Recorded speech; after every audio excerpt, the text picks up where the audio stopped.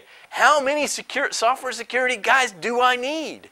And you know what? As consultants, we would never say, I don't know. We would always say, oh, let me invent some sort of answer for you. What's your budget, or whatever. But really now we have a real number that came out of this data. We can say, well, we've observed that 1% seems to be right. How many developers do you have to control, right? Or teach, or get to think about software security? That's cool. That's a really cool side effect of this work. And in fact, when we revealed that number to the guys in the study, they were totally psyched, especially one major bank in New York who was getting ready to do a big round of layoffs. And they found out that their SSG was already too small, according to what everybody else had, and they used that in the layoff meeting. They said, I can't lay off my software security guys. I don't really even have an, in fact, I need 5 more. Really, very interesting. And it did, in fact, work. Well, it worked because the guy is also the guy. I'll tell you who he is later. But he had real data to back him up. The other thing that we observed is what we call a satellite. The satellite is people who do software security that are in the development groups. They might be enterprise architects. They might be testing people who are interested in security. They might be people that are security people assigned to a particular development group. The satellite is the halo around the software security group. And though we haven't published this, one observation that we know is that things tend to start out centralized. And over time, as can I go out? I can go out, right? Just go out and tell them. Dun, da, da, da. See, I did step out of the room, just for the record. So the thing that we observed is that starting out centralized is good, and we didn't disappear. That centralizing control is very important, and figuring out how to carve up the problem is important. But as things mature, they get more distributed, and developer groups start to take over some of the responsibilities. For example, the developers might be charged with doing code review with a static analysis tool themselves, right? So that's no longer the software security group's centralized role. It gets distributed out in the organization.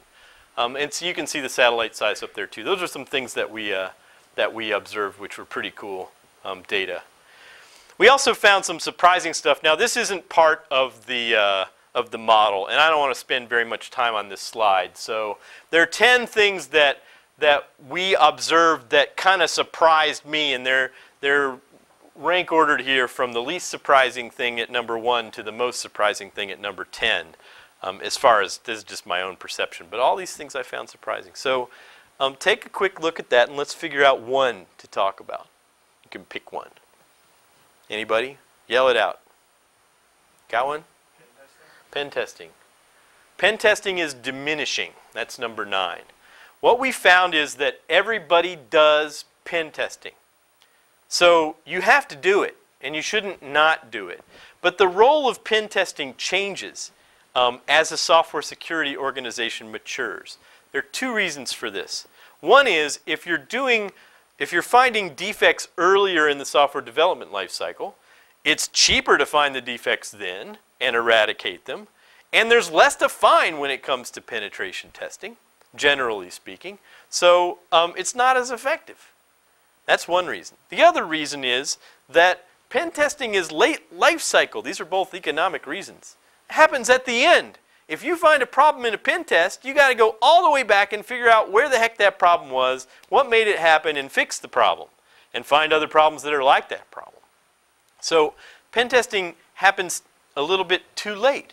But it's an important technology. It's an important approach, and it can't just go away. So it doesn't disappear. The role diminishes over time. In the beginning, it's really important. And here's why. Nobody believes they have a software security problem. Everybody believes there is a software security problem, but not with their software. Right? So, oh yeah, those Microsoft guys, terrible. Yeah, terrible, terrible.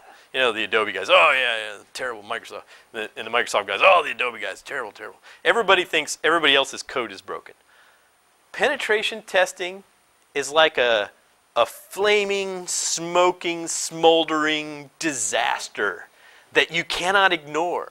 And if you want somebody to fix their software, you take a penetration testing result and you just put it on their table and you go, look, this is your code, all right? Got it? It's not, we're not talking in abstractions here. So that's why it's a useful thing to get started with. But the role we found is diminishing over time. And sometimes it gets given to specialists. In fact, in one organization, they intentionally hire hardcore pen testing people who reverse stuff and really just break the bejesus out of software in surprising ways in order to find new and surprising ways of breaking stuff, because they want to refresh their thinking about attacks and bad guys and how that works. And that's kind of that's a level 3 activity, you know, way up there in rocket science land.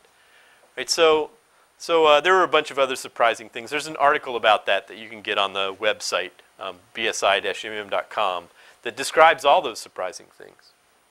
Okay, so back to the model. Well, we observed 110 activities, and we not only did we observe them, but we described them with examples. So we're not going to produce a model that says, you know, code review with a static analysis tool is a good idea. What we're going to say is, code review with a static analysis tool appears to be a common activity, and here's an example of how one company actually does it. So in the heart of this model is a description, a one-paragraph description of every activity that has not only the activity itself, but the reason that you do it, which is an objective. Why would you do that anyway? And the objective is in business speak, so you can use it to justify stuff up the chain, which is a very sneaky good trick. Then it has a real example. So data-driven model with actual data describing actual ways that we saw these activities in practice. That's kind of an interesting thing. Let me give you an example. So back to the framework. Remember, this is our archaeology grid.